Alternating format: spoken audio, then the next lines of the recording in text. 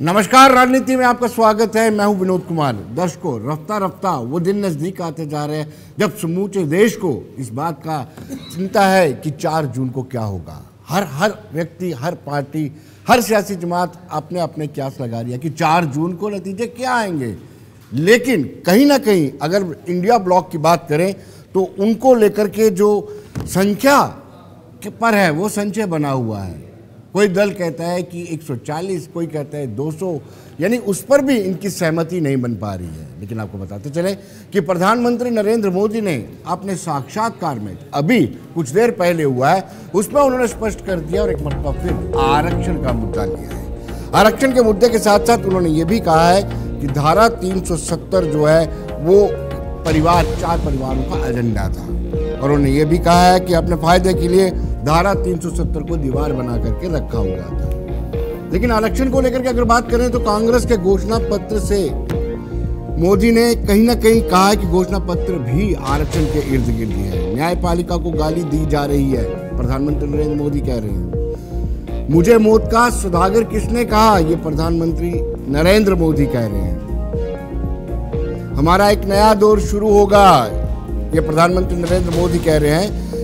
कांग्रेस ने संविधान की पीठ में बैकस्टैबिंग की है, शुरा घोपा है, ये भी प्रधानमंत्री नरेंद्र मोदी ने कहा है। और 370 और खासतौर पर जो हमारे जम्मू कश्मीर की व्यवस्था है, प्रधानमंत्री नरेंद्र मोदी का धारा 370 4 परिवारों का एक एजेंडा था, ना कश्मीर के लोगों का एजेंडा था, ना देश के लोगों का एजेंडा था। अपने फायदे के लिए 370 की दीवार बनाई, कहते थे 370 हटेगी तो आग लग जाएगी। 370 हटने के बाद एकता की अनुभूति हुई है, ये प्रधानमंत्री नरेंद्र मोदी का कहना है।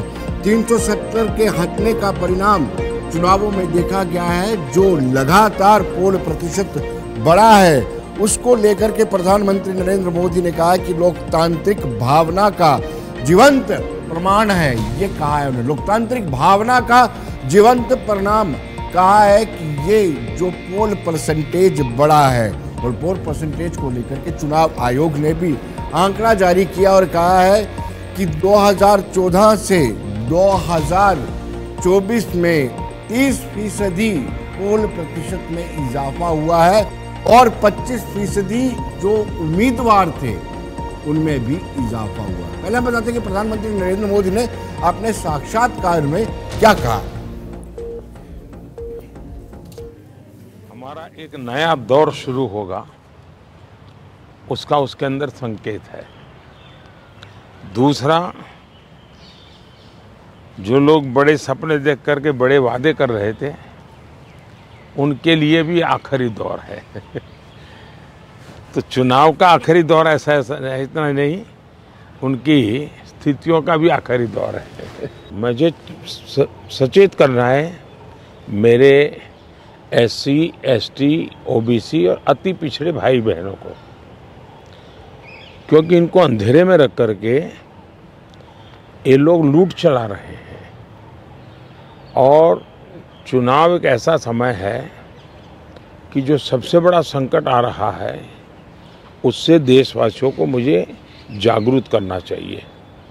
और इसलिए मैं आग्रहपूर्वक जनता जनार्दन को समझा रहा हूँ, क्योंकि ये 2 चीज़ें हो रही हैं। एक, भारत के संविधान की मूल भावना का हनन हो रहा है, संविधान की मर्यादाओं को तार तार कर दिया जा रहा है, और वो भी अपनी वोट बैंक की राजनीति के लिए। मोदी सरकार ने अपने अफसरों को कहा है कि मेरी सरकार करप्शन के विषय में 0 टॉलरेंस। अब ये दफ्तर के अंदर बैठे हुए लोगों का काम है कि उसको लागू करें। और सचमुच में तो किसी ज़माने में 10 साल में मनमोहन सिंह जी की सरकार थी, 34 लाख रुपया पकड़े गए थे। 34 लाख रुपया मतलब एक स्कूल बैग में आप आ जाए। वर्तमान में ईडी ने 10 साल में 2200 करोड़ रुपया पकड़ा है। ये तो टीवी पर दिखता है, ये तो कोई झूठबाजी हो नहीं सकती है। अब जो 2200 करोड़ देश को वापस लाया है, ये उसका सम्मान होना चाहिए, उसको गाली गलौज होना चाहिए। तो गाली गलौज कौन करता है? जिसका पैसा गया है वो गाली गलौज कर रहा है। कश्मीर की जो स्थिति बदली है उसके संदर्भ में सबसे तो पहले मैं मेरे देश के न्याय तंत्र को प्रार्थना करना चाहता हूँ कि अगर सरकार किसी काम को करने के लिए उसका एक डिजाइन होती है, उसकी एक स्ट्रेटेजी होती है। ऐसी समस्याओं के समाधान के लिए उस स्ट्रेटेजी के तहत काम करना होता था। अब उसके लिए कभी मुझे इंटरनेट बंद करना पड़ा, कोई एनजीओ कोर्ट चला गया और वो बड़ा कोर्ट के अंदर बड़ा इशू बन गया। आज समझिए कि भले मैंने कुछ समय के लिए इंटरनेट बंद किया था, लेकिन आज बड़े गर्व के साथ वहाँ के बच्चे कहते हैं कि 5 साल से इंटरनेट बंद नहीं हुआ है, 5 साल से हमें सब सुविधाएं मिल रही है। कुछ दिन तकलीफ हुई लेकिन अच्छे काम के लिए हुई थी। अब वो अदालत के अंदर जब विवादों में चढ़ जाता है तब चीज़ें गड़बड़ा जाती है। ये सिर्फ एक 5-4 परिवारों का ही एजेंडा था जी। ये न कश्मीर की जनता का एजेंडा था, न देश के लोगों का एजेंडा था। ये अपने फायदे के लिए ये 370 की ऐसी एक दीवार बना के बैठे थे ताकि कोई झोंक न पाए, और कहते थे 370 हटेगी तो आग लग जाएगी। वो कहते थे 370 हटेगी तो कश्मीर चला जाएगा। आज ये सत्य हो गया कि 370 हटने के बाद ज़्यादा एकता की अनुभूति हो रही है, कश्मीर के लोगों का अपनापन ज़्यादा बढ़ रहा है, और इसलिए इसका सीधा परिणाम चुनावों में भी दिखाई देता है, टूरिज्म में दिखाई दे रहा है। G20 समिट वहाँ होती है, बड़े शान से कश्मीर ने उनका स्वागत किया पूरी दुनिया का। तो दर्शकों, आपने देखा कि जो हम आपसे जिक्र कर रहे थे कि प्रधानमंत्री नरेंद्र मोदी ने कहा है कि इंडिया ब्लॉक ने संविधान की मर्यादा को तार तार किया है। इसके अलावा 370 को लेकर के उन्होंने बड़ा अच्छा स्टेटमेंट दिया है और कहा है कि 370 चंद परिवारों का एजेंडा था, उसमें कश्मीर, जम्मू कश्मीर की आवाम और भारत की आवाम का कोई सरोकार नहीं था। इस पर चर्चा करेंगे Sohit Sharma ji, peoples democratic party से ताल्लुक रखते हैं। सोहित जी, आपका स्वागत है। चंद्रमोहन गुप्ता जी फॉर्मर मेयर हैं, सीनियर नेता हैं बीजेपी के। चंद्रमोहन जी, आपका भी स्वागत है। मेरे इस तरफ साहिल शर्मा जी हैं, फायर ब्रांड नेता, कांग्रेस के प्रवक्ता भी हैं, और निर्मल महाना जो अपनी पार्टी से ताल्लुक रखते हैं। महाना जी, आपका भी स्वागत है। संविधान की मर्यादा को तार तार किया है साहिल जी, संविधान की मर्यादा को इंडिया ब्लॉक खासतौर पर कांग्रेस ने तार तार किया है। विनोद जी, धन्यवाद जी, आपका धन्यवाद कि बिल्कुल आपने यहाँ हमें अपनी बात रखने का मौका दिया। विनोद जी, आपको याद होगा कि आरएसएस के एक बड़े पुराने विचारक थे गोविंदाचार्य जी। तो गोविंदाचार्य जी जो हैं, खासतौर से जब अटल बिहारी भारतीय जनता पार्टी का भी हिस्सा रहे, हाँ, भारतीय जनता पार्टी का भी एक बड़ा थिंक टैंक उनको जो है वो माना जाता था। तो वो एक बार उन्होंने कहा, और उस बयान पे जो है वो बड़ी कंट्रोवर्सी हो गई थी। उन्होंने कहा था कि आरएसएस के 2 मुखौटे हैं जी। एक मुखौटा वो है कि जब सरकार चलानी है तो उस मुखौटे को जो है वो सामने रखना है। दूसरा मुखौटा वो है कि जब वो ग्राउंड पे काम करते हैं और वो उनका जो है वो असली जो है वो चेहरा है जो चंद्रमोहन जी। हाँ, मैं अभी तो मैं आरएसएस पे जो है वो बाद में आऊंगा, क्योंकि आज आरएसएस भी बहुत, विनोद जी, जैसे कि आपको मालूम है, वो बहुत परेशान है। क्योंकि जिस तरह से भारतीय जनता पार्टी के अध्यक्ष जेपी नड्डा साहब ने कहा कि हमें अटल जी के दौर में जो था वो आरएसएस की जरूरत थी, आज के दौर में जो है हमें आरएसएस की जरूरत नहीं है। लेकिन चलिए, उन बातों पे मैं बाद में आऊंगा। लेकिन जो आपने संविधान की बात की, तो मैं उस बात को जोड़ रहा हूं कि भारतीय जनता पार्टी जो है वो 2 मुखौटों के लेवल पे जो है वो काम करती है। वो कहती कुछ है और वो जो है वो करती कुछ है जी। प्रधानमंत्री जी को मैं सुन रहा था, उनकी 2-3 बात, जिसमें उन्होंने संविधान की बात की, जिसमें उन्होंने भ्रष्टाचार की बात की, जिसमें उन्होंने 370 की बात की। अब आप देखिए कि कहते हैं कि कांग्रेस जो है वो संविधान की मूल भावना से खेलने का काम कर रही है। मुझे एक बात बताइए विनोद जी, आप बहुत बड़े पत्रकार हैं जम्मू कश्मीर के, कि कहाँ संविधान में लिखा है कि आर्थिक आधार पर जो है आरक्षण होना चाहिए? क्या संविधान में ये लिखा हुआ? विनोद जी, नहीं, बिल्कुल। किसने दिया है जी? किसने दिया है? धर्म के आधार पर। विनोद जी, किसने दिया? मैं बताता हूँ। सुनिए, नहीं, चंद्रमोहन जी, मुझे बताइए, आप अभी बड़े ज्यादा अधीर हो गए हैं। जब आपकी, अभी तो मैंने शुरुआत की, जब आपकी बारी आएगी तो मेरी जनाब आपसे रिक्वेस्ट है कि आप अपने समय में, मैं बताता हूँ ना, कि प्रधानमंत्री, आपने मुस्लिम आरक्षण की बात की, तो मैंने कल आपको विनोद जी व्हाट्सएप पे भी किया हुआ है, आप उसको देख सकते हैं, कि प्रधानमंत्री जी जब खुद अभी ANI की सिमता प्रकाश को उन्होंने इंटरव्यू दिया और उन्होंने कहा कि जब मैं गुजरात का मुख्यमंत्री था तो 12 मुस्लिम जातियां ऐसी हैं जिनको जो है ओबीसी में डाला गया है। ये प्रधानमंत्री जी के अपने मुंह के शब्द है। और कल वो लिस्ट भी जो थी, जिन 12 मुस्लिम जातियों को जो है बिहार में, गुजरात में जो आरक्षण मिलता है, लेकिन मैं चंद्रमोहन जी आपको बताना चाहता हूं कि वो आरक्षण सिर्फ उन्हें मुस्लिम होने के नाते या धर्म के आधार पर नहीं मिलता, उनकी जाति को ओबीसी में जो है वो डाला गया है। इस आधार पर सुनिए, इस आधार पर आपके गुजरात में, जहां पिछले 25 साल से आपकी सरकार थी, जो आज प्रधानमंत्री हैं, जो मुख्यमंत्री थे उस समय, उन्होंने अपने होते हुए जो है वहां 12 मुस्लिम जातियों को जो है वह ओबीसी के दायरे में डाला है। अब मैं जो आता हूं कि जो मैंने आपने सवाल किया था कि कहां आर्थिक आधार पर आरक्षण, लेकिन इसी सरकार में जो है वो भारतीय जनता पार्टी ने जो है संविधान को जो है अमेंड करके जो है 10% आरक्षण जो है वो आर्थिक आधार पर दिया। उसके बाद इकोनॉमिक वीकर सेक्शन के नाम पर जो है 10% आरक्षण जो है, अब वो हिस्सा जो है वो किन लोगों का कटा वो पूरी दुनिया जानती है।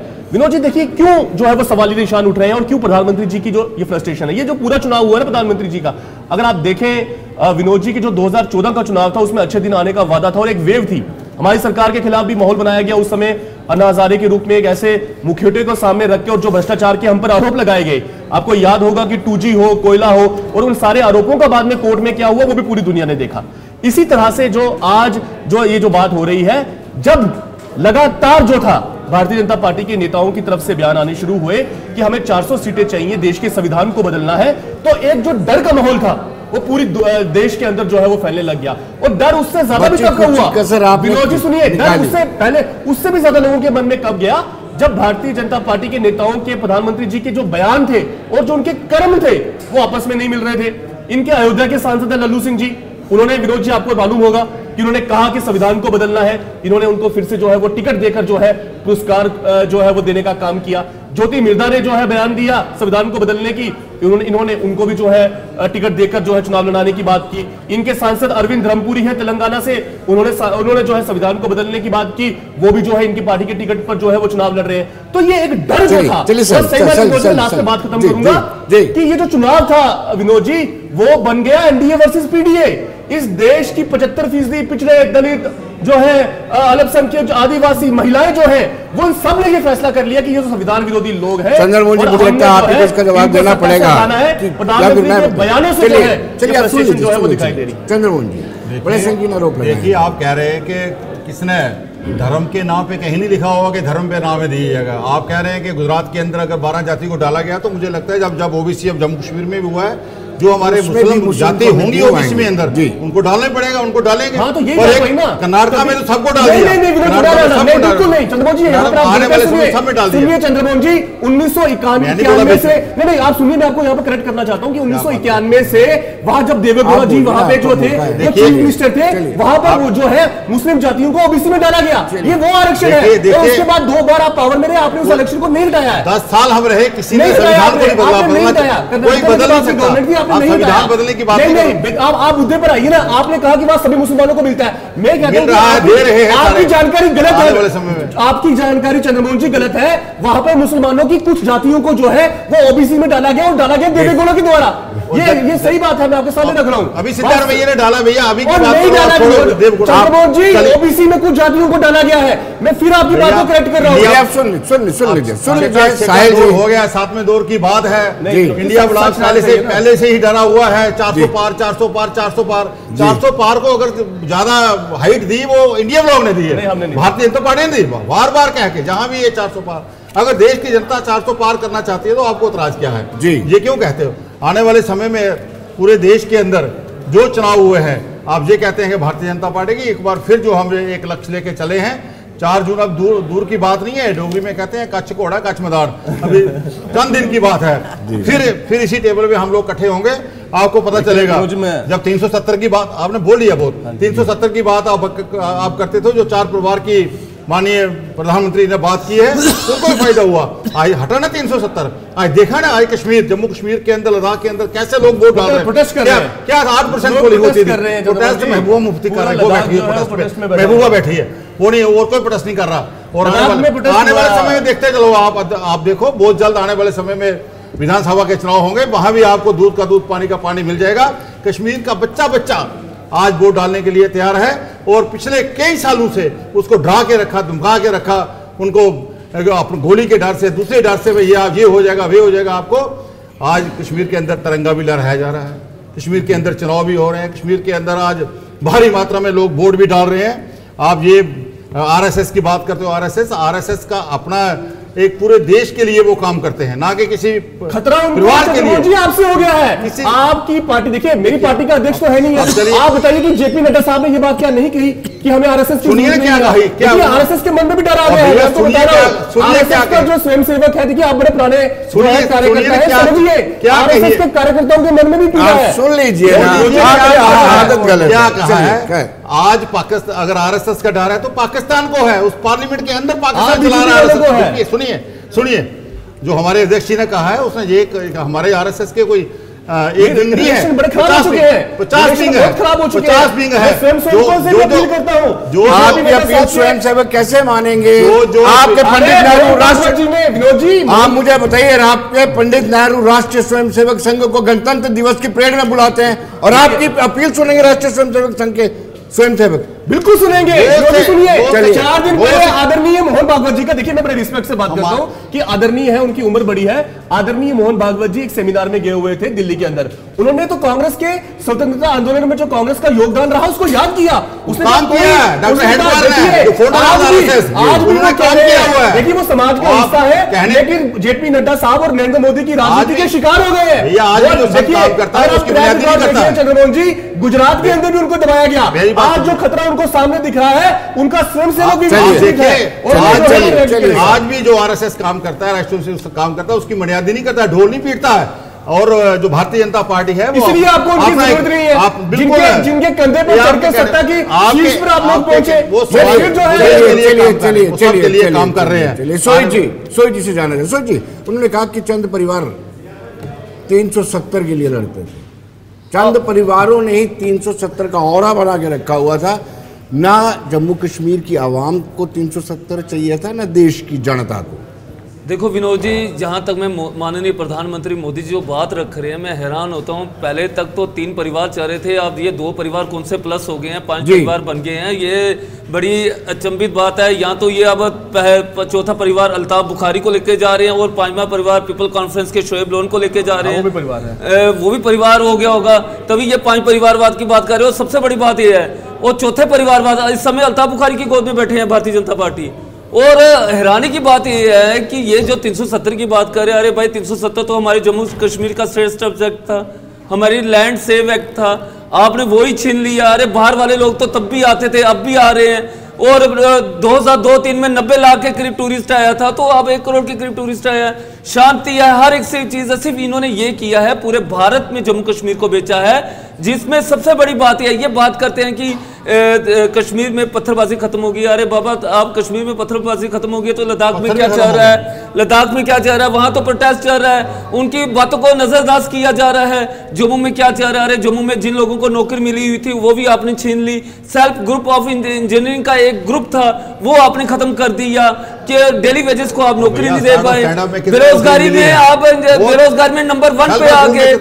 100 परिवार जो शराब की दुकानें चलाते वो आपने खत्म कर दी, जम्मू के ठेकेदार खत्म कर दिए। तो कहने का मतलब यही है, 370 जम्मू के लिए बहुत एक अपना ही एक विश्वास था। जनता के लिए एक सब्जेक्ट बहुत जरूरी है। और सबसे बड़ी बात है, अपनी नौकरी सेव करनी और लैंड सेव करने का एक बहुत बड़ा तरीकाकार था जो मोदी जी ने हमसे छीन लिया। ये जो चीज सोहेब जी को डाइजेस्ट नहीं होता है कि नमाज के बाद पत्थरबाजी नहीं होती है, ISI के झंडे नहीं फहराए जाते हैं। मुझे ये डाइजेस्ट नहीं हो रहा। मेरा जम्मू का नौजवान बेरोजगार है, मेरा जम्मू का नौजवान बेरोजगार है, उसको कोई लैपटॉप नहीं मिला। मेरा जम्मू का डेली वेजेस को अभी तक कोई पक्का नहीं किया गया। मेरे जम्मू के नौजवान अभी तक सड़कों पर हैं। फायर इमरजेंसी वालों के लिए कोई वो मतलब नौकरी मिली। भ्रष्टाचार में जो फाइलें बनी हुई थी उस पर कोई फैसला नहीं आया। अरे मैं अपने जम्मू के लोगों के लिए हम बोल रहे हैं, जेल चले जाते हैं कश्मीर में। अरे जम्मू के बारे में तो सोचो, और पीर पंजाल के बारे में सोचो, चिनाब वैली के बारे में सोचो, और लद्दाख के बारे में सोचो। आप चले गए सिर्फ कश्मीर के 2 डिस्ट्रिक्ट में, आप कश्मीर के सिर्फ 2 डिस्ट्रिक्ट में चले गए। सोहेब जी पीपल्स डेमोक्रेटिक पार्टी से ताल्लुक रखते हैं, प्रवक्ता हैं, बड़े फायरब्रांड नेता हैं। सोहेब जी ने अपने टेन्योर में 2002 में जब हुकूमत बनी थी या फिर 2014 में बीजेपी के साथ हुकूमत बना के जम्मू का इतना ध्यान रखा। बिल्कुल विनोद जी, आप इस पे बात 2002 में जब PDP कांग्रेस की हुकूमत थी, तब हमने डोगरी भाषा को 8वें शेड्यूल में लाया, फिर उसके बाद चीफ सेक्रेटरी जम्मू से बनाया, चीफ सेक्रेटरी जम्मू से बनाया, फिर हमने रहबरे तालीम, रहबरे जंगलात फिर बहुत काम किए विनोद जी। ये भारतीय जनता पार्टी की आंखों में पट्टी बनी हुई है, ये चीजें इनको मिलेंगी नहीं, ये चीजें इनको मिलेंगी नहीं। बहुत बहुत शुक्रिया आपका विनोद जी। देखिए विडंबना तो है। मैं अगर बात करूं तो आज जो जिस परिप्रेक्ष्य में हम बात करते हैं चुनावी, क्योंकि माहौल चल रहा है, महोत्सव है पूरे देश में, मेंबर ऑफ पार्लियामेंट के चुनाव हो रहे हैं और मुद्दे जो हैं उनसे हम सारे भटक रहे हैं, हम मुद्दों के ऊपर बात नहीं करते हैं। आज जब भी कोई बात करते हैं, अभी मैंने आपसे जैसे पहले भी बताया ऑफ द रिकॉर्ड कि आई वाज इन दिल्ली 16-17 दिन के लिए मैं इलेक्शन कैंपेन के लिए गई हुई थी। तो मैं आपको ये बताऊं, जम्मू कश्मीर की जितनी भी प्रॉब्लम्स हैं वो तो हैं ही हैं, बाकी जगह पे भी मुझे समझ में नहीं आता कि अगर कोई मैंडेट में सरकार आती है और बच्चों को नौकरी, सिविल डिफेंस के अंडर 18,000 नौकरियां आम आदमी पार्टी ने, हमारे आदरणीय चीफ मिनिस्टर केजरीवाल जी ने दी। एंड मैं जब लोगों से मिल रही थी विनोद जी, बच्चे MSc किए हुए, MA किया हुआ, M.Ed किया हुआ बच्चे जार रो रहे थे, उनको सबको 18,000 नौकरियां जो दी बच्चों को वो निकाल दिए गए। एंड मैं जब उनसे पर्सनली बच्चियों से बात कर रही थी तो वो कह रहे थे मैम कि क्या ये ज़रूरी है, अगर मेरी माँ बर्तन मांज के अपना गुजारा परिवार का कर रही है तो हमारी जो आगे नस्ल है, हमारी जो पीढ़ी है, हमारी जो पढ़ लिख के आज MSc मैंने की हुई है, B.Ed मैंने की हुई है, नौकरी लगी हुई थी और ये सारी नौकरियां इस सेंट्रल गवर्नमेंट ने वापस ले ली हैं। विडंबना है, आपने बिल्कुल शब्द इस्तेमाल ठीक किया कि विडंबना है। यही विडंबना आप देखिए हमारे मुद्दाविहीन प्रचार हो रहा है, आपको लगता है ना मुद्दाविहीन प्रचार हो रहा है? हाँ, देखिए मुद्दों के ऊपर जब प्रचार आप करेंगे ना तो आपको रियलाइज होगा कि भारतीय जनता पार्टी का कोई स्टैंड ही नहीं है। जहां जहां पे भी दूसरी सरकारें कोई काम कर रही है, इनका ये होता है आप जम्मू कश्मीर की बात लीजिए, वापस लौटता है छोटे से ब्रेक के बाद, एक हल्का सा ब्रेक लेते हैं, उसके बाद वापस लौटता है, मिलता है छोटे से ब्रेक के बाद।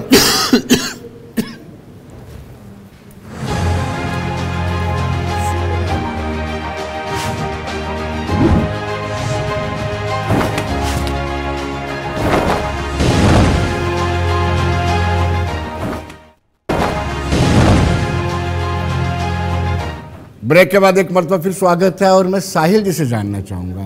साहिल जी, आप अकल्पनीय बात कर देते हैं। अगर हमने राष्ट्रीय स्वयंसेवक संघ की बात की है, राष्ट्रीय स्वयंसेवक संघ और कहा जाता है भाजपा, ये एक ऐसा रिश्ता है भाजपा और राष्ट्रीय स्वयंसेवक संघ का जिसकी आप कल्पना नहीं कर सकते। और आप पंडित नेहरू के जो उन्होंने सम्मान राष्ट्रीय स्वयंसेवक संघ को दिया था, उसके विपरीत चल रहे नहीं चलते। और आप आह्वान कर रहे हैं, स्वयंसेवकों को आप आह्वान कर रहे हैं कि आप बीजेपी के खिलाफ हो जाइए। विनोद जी, मैं बिल्कुल जी, आपने जो है वो उस शब्द को पूरा जोड़ दिया। आपने कहा कि पंडित नेहरू ने जो है वो राष्ट्रीय स्वयंसेवक संघ का जो है वो सम्मान किया था। देखिए 1948 में जब महात्मा गांधी की हत्या हुई तो हमारे देश के गृह मंत्री थे सरदार वल्लभ भाई पटेल थे, जो देश के उप प्रधानमंत्री थे। उन्होंने महात्मा गांधी की हत्या के बाद जो है वो RSS को बैन कर दिया। और उनकी जो उस समय की आप चिट्ठियां देखें, उसमें वो चिट्ठियां लिखते हैं RSS के उस समय के गोलवलकर को भी चिट्ठी वो लिखते हैं। उस समय जो है वो जो बाकी जितने भी जो टॉप के लोग थे उसमें उन्होंने श्यामा प्रसाद मुखर्जी को भी जो है एक चिट्ठी लिखी, जिसमें उन्होंने कहा कि महात्मा गांधी की हत्या के लिए जो माहौल बना, जो लोगों के दिल में और जो इस प्रकार के एलिमेंट को आप लोगों ने बढ़ावा दिया, वो माहौल RSS की जो है एक्टिविटी की वजह से बना। लेकिन चलो मैं उसके फिर एहसास हो गया, फिर आभास हो गया कि जो किया गलत किया है, सम्मान दिया। सुनिए, हमने सरदार पटेल ने जो है वो RSS को बैन करने की बात की। ये था हमारा, देखिए हमारी पार्टी जो है कांग्रेस में है, उसमें बड़ी विभिन्न विचारधाराओं के जो है वो लोग हैं। अगर पंडित नेहरू की अगर आप पहली कैबिनेट में देखें तो उनकी कैबिनेट में 3 से 4 ऐसे लोग थे विनोद जी, जिनकी विचारधारा से जो थे पंडित नेहरू जी थे, परिचित नहीं थे। विनोद जी मुझे मुझे विनती है आपसे कि मुझे जो है समय दिया जाए। विपक्ष, हम विपक्ष में है, विपक्ष को जो है वो भरपूर समय जो है वो मिलना चाहिए अपनी बात रखने का। तो मैं आपको बता रहा था कि उसमें श्यामा प्रसाद मुखर्जी जी थे जो उनके धुर विरोधी थे, वैचारिक धुर विरोधी थे। उसके बाद बाबा साहब अंबेडकर, मैं आपको विनोद जी मैं बताना चाहता हूं कि बाबा साहब अंबेडकर जो थे वो अपना जो है एक पार्टी जो है वो चलाया करते थे। जब पार्लियामेंट में जाने के लिए चुनाव हुआ, कॉन्स्टिट्यूशनल असेंबली में जाने के लिए चुनाव हुआ, तो वो चुनाव जो था वो चुनाव वो हार गए। और पंडित नेहरू ने जो था वो अपने ही एक सांसद का जो है, मेरा सवाल ये था कि रूपरेखा तैयार हो रही है कि रूपरेखा में काम करने की वो क्या होता है। तो पंडित जी ने बाबा साहब अम्बेडकर को भी जो है वो अपनी कैबिनेट में लिया, जहां तक बात करते हैं 1962 तो बाद में खड़ा भी किया, उनके खिलाफ कांग्रेस ही खड़ा भी किया। सुनिए, देखिए पंडित नेहरू जो था वो आधुनिक भारत का, जिसे उन्हें निर्माता कहा जाता है। अगर आप देश दुनिया में भी चले जाए ना, तो ये भी कहा जाता है पाकिस्तान और पीओके के निर्माता भी कहा जाता है। विनोद जी आपकी बात सुनिए, अगर पाकिस्तान, सुनिए आपके सवाल पर ही आऊंगा, उस चर्चा पे नहीं जाऊंगा कि अगर पाकिस्तान बना, आधुनिक भारत के निर्माता के साथ बनने के अगर दो सबसे बड़े कोई मेन कारण थे तो वो हिंदू महासभा, आरएसएस और जो था मुस्लिम लीग का, इनकी दोस्ती थी। मुझे बताइए चंद्रमोहन जी, आप बड़ी बातें कर रहे हैं, मुझे बताइए कि श्यामा प्रसाद मुखर्जी फजलुल हक की सरकार में मंत्री थे कि नहीं थे?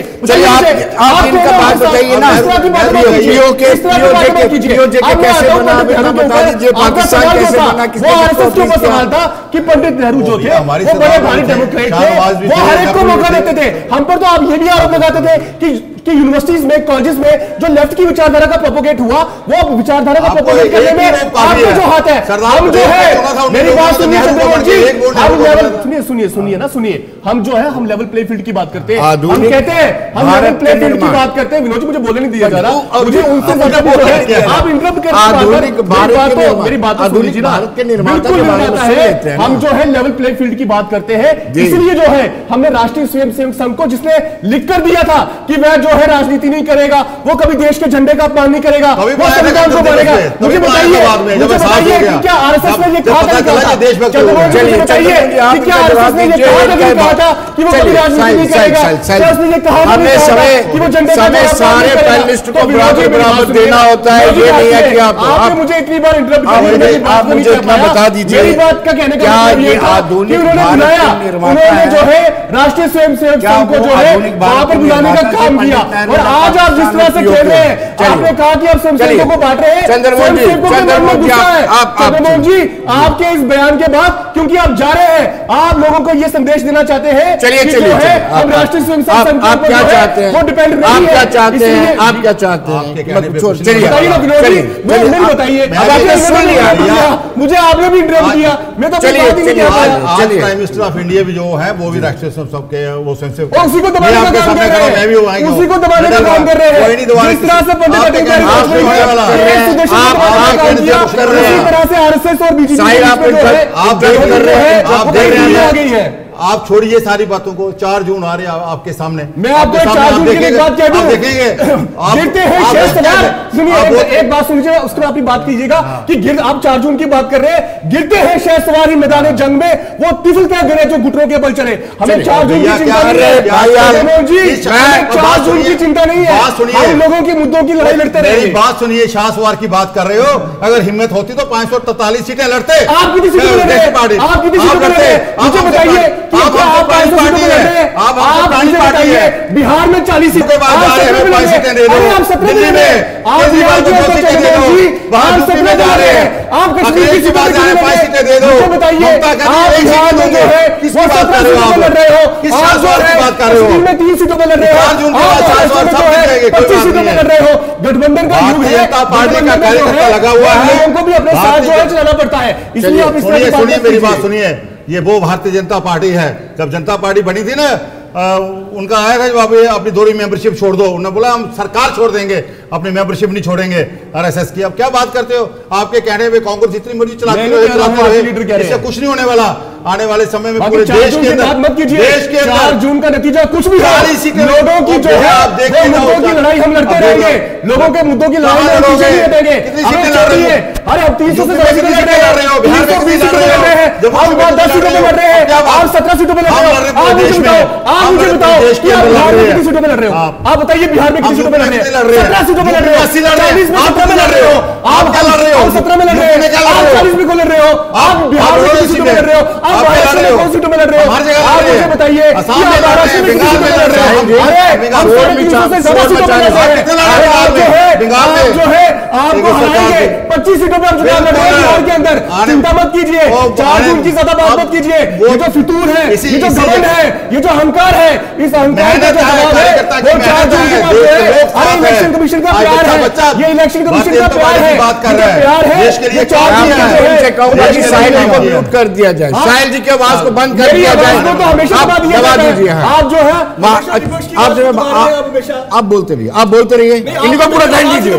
आप बोलते रहिए ना, आप बोलते रहिए, चलिए आप बोलते रहिए। आपने कहा कि जम्मू के साथ पक्षपात नहीं हुआ आपके टेन्योर में, जम्मू खित्ते के साथ पक्षपात नहीं हुआ था? बिल्कुल भी नहीं हुआ। जम्मू कश्मीर लद्दाख को बराबर का हक देते रहे हैं। दिखाऊं? हाँ बिल्कुल, बताइए आप बताइए।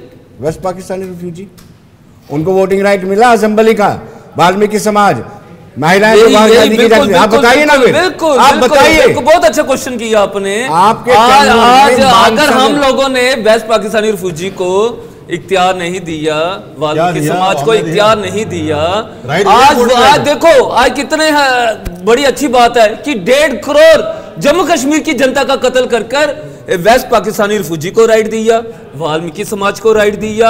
आज हालात ये है, देखो कितनी खुशी की बात है। विनोद जी आप बात कर रहे हैं, आप मुझे बताइए वेस्ट पाकिस्तानी रिफ्यूजी को पार्लियामेंट का वोट डालने का हक नहीं था क्या?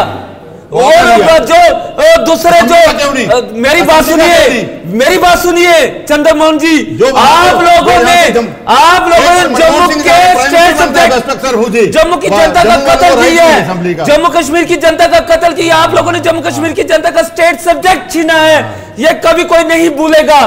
वेस्ट पाकिस्तानी रिफ्यूजी को हक देने के लिए आप जम्मू कश्मीर की जनता का कत्ल किया है, ये बात मैं कहना चाहता हूँ। एक मरतबा फिर मैं सोहित शर्मा जी को इंट्रोड्यूस करवाता हूँ। सोहित शर्मा प्रवक्ता है पीपल्स डेमोक्रेटिक पार्टी के। वेस्ट पाकिस्तानी रिफ्यूजियों की वाइफ्स को, वेस्ट पाकिस्तानी के बच्चों को विधानसभा के राइट नहीं था, वोटिंग राइट, ना पंचायत में वो अपना मताधिकार का इस्तेमाल कर सकते थे, ना ही अर्बन लोकल बॉडीज के इलेक्शन में। क्या आप बताएंगे यासीन मलिक की वाइफ मुशराल को राइट था कि नहीं? उसने वोट डाला कि नहीं डाला? देखो यासीन मलिक आतंकवादी पाकिस्तान में शादी करता है, वहां से एक लड़की उठा के लाता है, शादी करके लाता है, मुशराल, उसका वोटिंग राइट था। क्या किया? क्या बात है विनोद जी, अगर हम भी दिल्ली से किसी को शादी करके जम्मू में लाते तो उसको तो वोटिंग हक है। आप कैसे कह सकते हैं उसको वोटिंग हक नहीं है? ये कौन सी बात कही आपने? आप लोगों ने जम्मू कश्मीर की सियासत को इस तरह से बना के रख दिया हुआ है कि पूरे भारत में इसको आप बेच रहे हैं। पाकिस्तान कर करके जम्मू कश्मीर को बदनाम करके रख दिया है, हर वक्त जम्मू कश्मीर की डेवलपमेंट को जीरो करके रख दिया है। आज ये हालात बना दिया आप लोगों ने। बहुत गिर गया, प्रचार का म्यार बहुत गिर गया, बहुत म्यार गिर गया।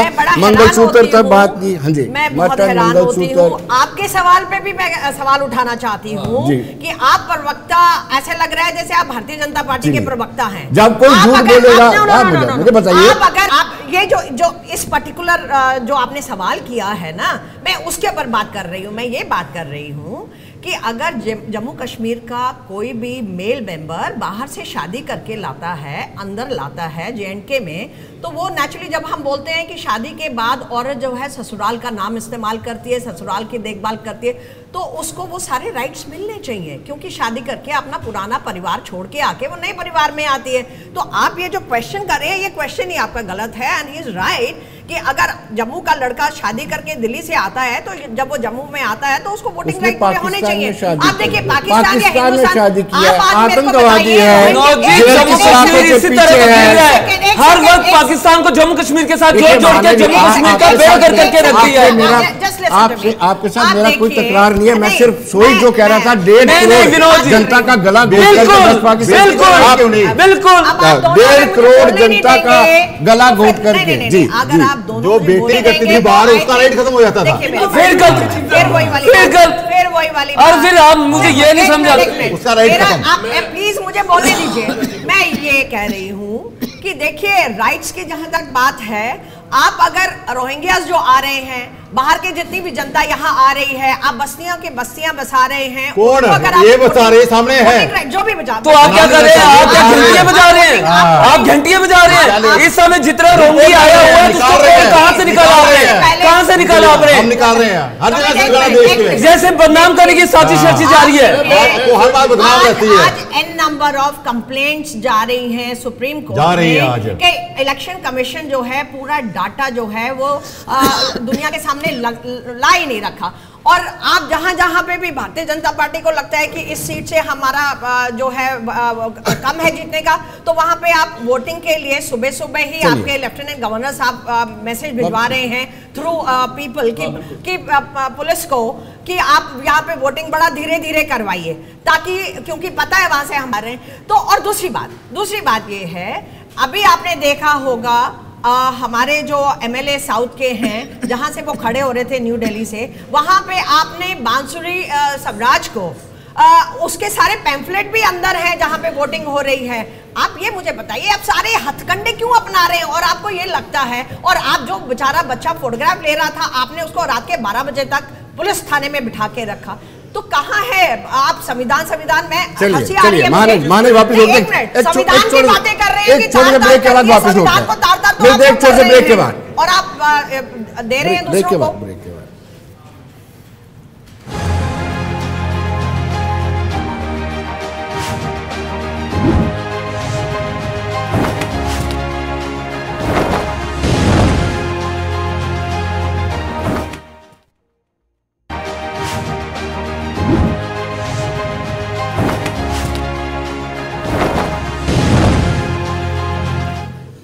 ब्रेक के बाद एक मरतबा फिर स्वागत है। और हमारे साथ हमारे सहयोगी शीतल भी इस वक्त जुड़ चुके हैं। और पहले मैं वही जानना चाहूँगा जो चर्चा चल रही थी, सोई जी, वाकई में कहीं आपको मलाल नहीं होता है कि हमने जम्मू खित्ते के लोगों के साथ न्याय नहीं किया? अरे विनोद जी, मैं एक बार फिर बार यही सोचता हूँ, जब आप जम्मू के हित की बात करते हो, मुझे एक बार बताओ, अरे हम ही लोग, पीडीपी पार्टी एक रीजन पार्टी है, उसका एक ही मकसद है जम्मू कश्मीर लद्दाख को बराबर का हक दिलाना। और हमसे जितना हो सका हमने जम्मू कश्मीर की जनता को बराबर का हक दिलाया, बराबर की यूनिवर्सिटीज दी, बराबर के एम्स दी, या हर एक चीज बराबर की दी। अब मुझे एक बार बताओ, दिल्ली ने दिया, आप मुझे, अरे बाबा आप मेरे साथ हो, जम्मू कश्मीर किसके साथ जुड़ा हुआ है? दिल्ली के साथ ही जुड़ेगा, हर स्टेट दिल्ली के साथ जुड़ा हुआ है। आप लोगों ने 70-60 से जम्मू कश्मीर को लूटा है। आप लोगों ने कभी 2 एमएलए, कभी 12 एमएलए, कभी 25 एमएलए, फिर जम्मू कश्मीर को लूटते हो, फिर खाते हो, फिर पीते हो, फिर डकार मार के फिर भाग जाते हो। आप लोगों ने तो बेड़ागर किया जम्मू कश्मीर का। हाँ देखो, मेरी बात सुनो विनोद जी, जहां तक आप वेस्ट पाकिस्तानी फौजी की बात कर रहे हैं या उसकी बात, देखो विनोद जी, मैं सिंपल सी बात कहता हूं, हमारे जम्मू के नौजवान जिनका नौकरियों में इस समय बेरोजगारी में सबसे टॉप पर चल रहा है, अभी तक हम उनको नहीं नौकरी दे पा रहे हैं। मुझे एक बार बताओ, हम वाल्मीकि समाज को कैसे इंसाफ दिलवा पाएंगे? हम वेस्ट पाकिस्तानी फौजी को कैसे इंसाफ दिलवा पाएंगे? अरे कहां दे पा रहे हो आप? तो 5 साल में 30,000 नौकरी दे पाए अभी तक, और आधे से ज्यादा तो नौजवान ओवर हो गए। चलिए शीतल जी। बिल्कुल, मेरा सवाल विपक्ष से रहेगा, खासकर कांग्रेस से रहेगा। साहिल जी से आपके साथ मेरा सवाल रहेगा। आरक्षण पर बात हो रही थी तो आरक्षण से जुड़ा ही सवाल पूछूंगा। विपक्ष एक सुर में कह रहा है, राहुल गांधी हर रैली में जिक्र करते हैं कि संविधान खतरे में है। बीजेपी ने अगर 400 का नारा दिया है तो संविधान खतरे में रहेगा, संविधान को खत्म करेंगे, आरक्षण को खत्म करेंगे। तो क्या 400 का आंकड़ा ही इन 2 चीजों को खत्म कर सकता है, या फिर ये आपकी तरफ से नैरेटिव सेट किया जा रहा है कि जो पिछड़े वर्ग के लोग हैं, जो पिछड़े वर्ग के लोग हैं, उनके वोट बैंक को साधा जाए? देखिए मैं सोहित जी, क्या मेरी आवाज जो है उसको रिस्टोर कर दिया? यस कर दिया गया, आप चिंता मत कीजिए। मुझे लगा कि क्या पता विपक्ष की आवाज को जो है दोबारा नहीं, अगर चाहते हो तो जवाब देते हैं। सोहित जी ने सवाल पूछा, मैं सोहित जी आपको बताना चाहता हूं कि शीतल जी हैं, सोहित जी आपके सामने, आपके ब्लॉक के हिस्सा है। हाँ, हमारे ब्लॉक का ही हमारा बड़ा मजबूत साथी है।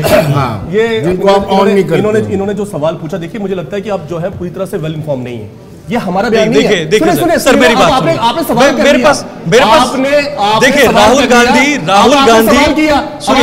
सुनिए ना, मैंने आपको क्या राहुल गांधी हर जगह जिक्र करते हैं, विपक्ष हर जगह जिक्र करता है कि 400 का आंकड़ा लेंगे, बीजेपी को 400 का आंकड़ा आएगा, वो संविधान को खत्म करेंगे, आरक्षण को खत्म करेंगे। तो क्या आपका नैरेटिव है, क्या आपका नैरेटिव है इसी में निकल जाएगा, जो पिछड़े वर्ग के लोग हैं उनको साधा जाए, उनके वोट बैंक को साधा जाए। वो आपने जो सवाल किया उसका मैं जवाब दूं। जहां तक वोट बैंक की बात है, क्या आपको पता है कि प्रधानमंत्री नरेंद्र मोदी जी ने ANI की सिमता प्रकाश को इंटरव्यू दिया था मुस्लिम ओबीसी रिजर्वेशन को लेकर? क्या आपको इस बात की जानकारी है? बिल्कुल है। क्या कहा उन्होंने, बताइए मुझे, आपको जानकारी नहीं है? सुनिए मेरी बात। प्रधानमंत्री मोदी ने कहा है कि धर्म के आधार पर नहीं कहा, संविधान में धर्म के आधार पर आरक्षण नहीं देंगे, ये कहीं भी नहीं लिखा है, ये कहीं भी नहीं लिखा है।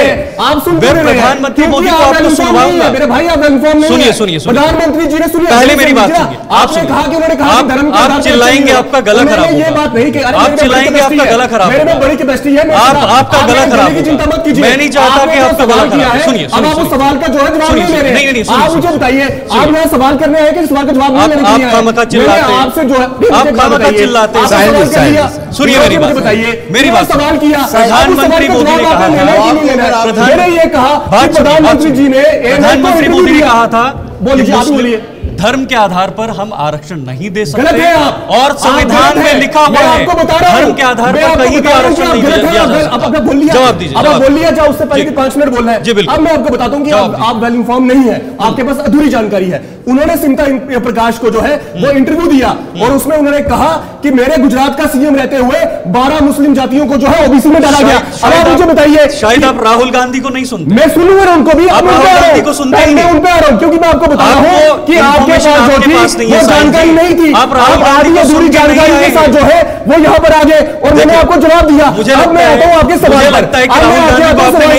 राहुल गांधी जी ने जो कहा, मुझसे ज्यादा राहुल गांधी को कौन सुनेगा? हम जब सुनते हैं, सुनिए, आदमी को सुनने की ताकत हो, वही आदमी जो है लगातार बोल देते हो, क्योंकि आपने सवाल किया और उस सवाल का जो है वो जवाब जो है वो नहीं ले पा रहे। आपको मैंने बताया कि क्या आपने सुना, आपने कहा राहुल गांधी को सवाल मैंने जवाब दिया, विनोद जी मैं तो जवाब दे नहीं पाया। अभी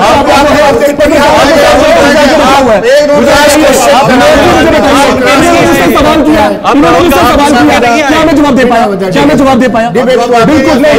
अब जहां तक राहुल गांधी जी की बात है, हमारे भाई शीतल जी ने कहा इनके नेताओं के बयान आए हैं, इनके नेताओं के बयान आए हैं, उसमें चाहे अनंत कुमार हेगड़े हो जो इनके सांसद है, उन्होंने कहा कि 400 सीटें चाहिए देश के संविधान को बदलना। आपको मालूम होगा, अब मुझे लगता है कि आप वेल इन्फॉर्म हो गए होंगे। इनके लल्लू सिंह जी है, अयोध्या के सांसद है, उन्होंने कहा, लेकिन जब राहुल गांधी का जिक्र हुआ आपके पास जानकारी नहीं थी, आपको जानकारी दी।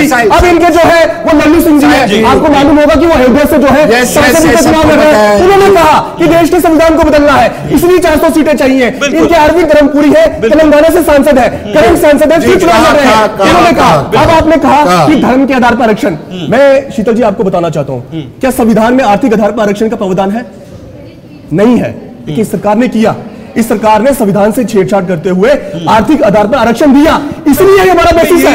इसलिए बिल्कुल हमने कहा है, हमने घोषणा पत्र पढ़ी है, आपने हमारा घोषणा पत्र पढ़ा होगा, घोषणा पत्र पढ़ा होगा, हमारे घोषणा पत्र में है, हमने कहीं मुस्लिम वर्ग का सवाल नहीं किया है, हमने कहा है, हमने कहा है, अरे हम जो है हम बिल्कुल देखिए जो होगा हमने बुनियादी बात की है, हम दलितों का, हम पिछड़ों का, हम आदिवासियों का, हम महिलाओं का 50%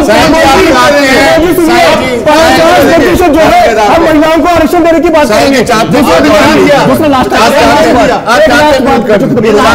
लास्ट बात में मुझे देश की महिलाओं की बड़ी चिंता है। देखिए चंद्रबाबू जी, ये बड़ी इंपॉर्टेंट बात है, मुझे देश की महिलाओं की बड़ी चिंता है।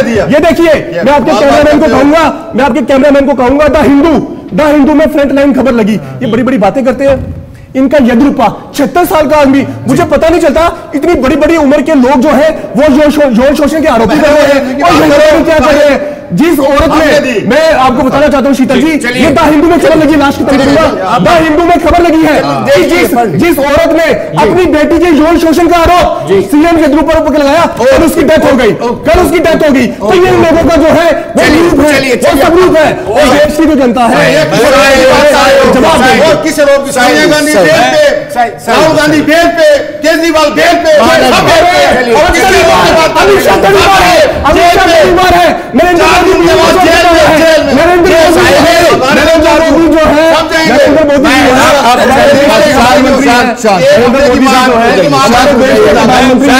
ऐसे शब्दों का प्रयोग नहीं करना चाहता जैसे शब्दों का प्रयोग आपने किया, क्योंकि विनोद जी ने पहले कहा है कि मर्यादा का स्तर जो है वो गिरना नहीं चाहिए। आपके अमित शाह चयन में इनको फॉलो जरूर, इसलिए अमित शाह जो है वो भी तो तरीबार था, अमित शाह भी तो तरीबार था, क्या वो तरीबार था कि नहीं था? देख रहे हैं चंद्रमोहन जी, 4 जून को जो है उसका जवाब देंगे। मैं उम्मीद करता हूं साहिल जी कल आप राहुल गांधी का भाषण सुन के आए, चलिए ताकि आपको पता रहे कि राहुल गांधी कल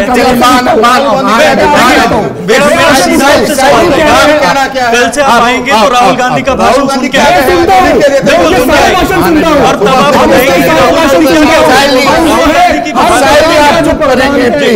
प्लीज महाना जी से ये सवाल है, पोल परसेंटेज में जो इजाफा हुआ है आप उसको किस तरीके से देखते हैं? क्या वाकई में, भले ही आप कोई भी टैग लगाते रहे, मुझे उससे कोई फर्क नहीं पड़ता, जो दर्शक मुझे देखते हैं वो मुझे जानते हैं मैं मेरी फितरत क्या, किस तरीके से मैं जर्नलिज्म करता हूं, लेकिन इस पोल परसेंटेज को, बढ़ते हुए पोल परसेंटेज को कैसे देखते हैं कि ये 5 अगस्त 2019 के फैसले का अमल या असर दिख रहा है?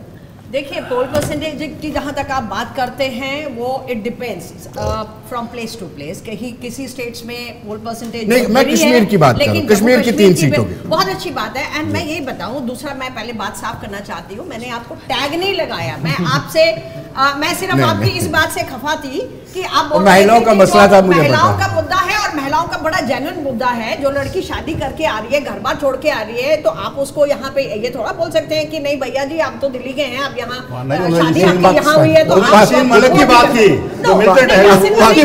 मुझे बताओ, जयशंकर ने जो है वो बाहर की औरत से शादी की है, वो हिंदुस्तान की नागरिक हो सकती है, तो यासीन मलिक की बीवी के लिए आपकी महिलाओं की प्रति इतनी नेगेटिव सोच क्यों है? महिलाओं से इतनी चिढ़ क्यों है आपको? महिलाओं की बात नहीं, महिलाओं की बात है। जयशंकर ये थोड़ी है कि टाइम है, इनको बोलने दीजिए, इनको अवसर नहीं मिला है। दूसरा बात चंद्रमोहन जी, आपकी बात से देखिए, जो ऑनरेबल सुप्रीम कोर्ट के फैसले हैं उनके ऊपर क्वेश्चन उठाने का आपका कोई हक नहीं बनता कि उनको वो बेल पे हैं, ये बेल पे, वो बेल पे, वो बेल पे हैं। 7 दिन की जेल मांग रहे हो, मैंने ये बोला वो मांग रहे हैं मुझे 7 दिन की और दे दो।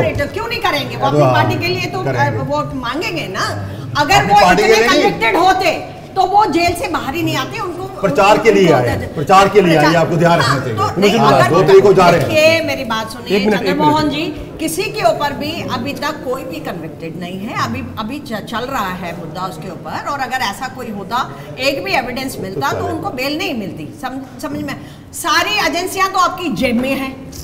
इवन इलेक्शन कमीशन की इतनी सारी कंप्लेंट्स गई हैं सुप्रीम कोर्ट को कि वो मतलब कुछ कहीं पे भी कोई एक्शन ही नहीं ले रहे, और एक्शन डेमोक्रेसी है, सबको हर एक आदमी जा सकता है, सुन लीजिए, किसी भी कोर्ट में जा सकता है। सुन लीजिए, छोटी पार्टी है तो क्या हुआ? छोटी पार्टी दो जहाँ में सरकार है, दिल्ली में सरकार है, मतलब थोड़ी है। एक मिनट 10 साल में हमने नेशनल पार्टी का दर्जा लिया है, तो छोटी नहीं बोल सकते। बिल्कुल सॉरी, मैं बस शब्द वापस लेता हूँ। उनके लिए छोटी है ना, कांग्रेस के लिए वो अपने वो बड़ी हम अपना काम कर रहे हैं। और सबसे बड़ी बात है, आप देखिए जो गाने आप गा रहे हैं, जम्मू कश्मीर की बात से परिप्रेक्ष्य की मैं बात करूं, ऐसा क्यों है कि पिछले इतने महीनों से लद्दाख सुलग रहा है और वो इतने महीनों से लोग जो है वहाँ धरनों पे बैठे हुए हैं? ऐसा क्या आपने जम्मू कश्मीर में कर दिया कि सारा बच्चा जो है वो सड़कों पे है? चाहे वो आप फायर सेफ्टी की बात कर लीजिए, चाहे आपने जो टेम्परेरी है उनको परमानेंट करने की बात लीजिए, चाहे आप एजुकेशन रिलेटेड चीज़ें देख लीजिए, टीचर्स हैं, हर एक तबका जो है आज जम्मू कश्मीर में धरने पे है, आपके खिलाफ आवाज़ उठा रहा है। सबसे बड़ी बात है, जल्दबाजी में आप जो चीज़ें बना रहे हैं वो 6-6 महीने के बाद आपके ब्रिजेस, आपकी सड़कें सारी ढेर हो रहे हैं, क्रैक्स हो रहे हैं। तो मैं ये पूछना चाहती हूँ बड़े अदब के साथ, आप मुझे बताइए, मैं सिर्फ जम्मू कश्मीर की बात कर रही हूँ क्योंकि मैं यहाँ की हूँ और मुझे बड़ा दर्द होता है जब मैं देखती हूँ कि इतना आप आज आपकी सरकार सेंट्रल गवर्नमेंट के साथ मिलके आपकी, चाहे वो यहाँ पे सेक्रेटरी काम कर रहे हैं, चाहे IAS IPS काम कर रहे हैं, वो in consonant with the central government. आप मुझे ये बताएं, आज आप एक पैराफिट बनाते हैं, आज आप एक पैसेज बनाते हैं और 4 दिन के बाद आप उसको पूरा उखाड़ के फेंक के फिर दोबारा से उसमें नाली। आप देखिए ये पैसे की जो आप बर्बादी इतनी कर रहे हैं, मैं ये पूछना चाहती हूँ आपके सामने ये बड़ी ब्राह्मणा का पुल कब बना है? मेरे को लगता है 4-5 साल पहले ये बना है। आज आपने सारा उसको डिसमेंटल कर दिया। करोड़ों वो इंजीनियरिंग की बात है, हमारी बात नहीं है। उसमें आपने क्या कहा 7 साल में? मैं 4 जून को लेकर कुछ कहना चाहता था। पूरा जम्मू कश्मीर, पूरा जम्मू कश्मीर, एक मिनट, पूरा जम्मू कश्मीर आपने खोद के रख दिया है और काम आपके इतनी जल्दबाजी में हो रहे हैं कि वो जमीनें ही धंसती हैं। 4 जून आने दीजिए, आपको पता चल जाएगा आपकी कहाँ स्टैंडिंग है, बाकियों को भी पता चल जाएगा उनकी क्या, सबको चलेगा सबको। क्योंकि एक दूसरे के ऊपर लाछन लगाने का कोई फायदा नहीं होता है। पार्टियां इसलिए लोग मैंडेट देते हैं कि आप आम जनता के लिए काम करें। चलिए महाराज जी, समय इजाजत नहीं दे रहा। साहिल जी बहुत शुक्रिया, महाराज जी आपका बहुत बहुत शुक्रिया, सोहेल जी आपका बहुत बहुत शुक्रिया, चंद्रमोहन जी आपका भी बहुत बहुत शुक्रिया। तो दर्शकों आप बने रहिए देश दुनिया की खबरों के लिए और मुझे दीजिए इजाजत। नमस्कार।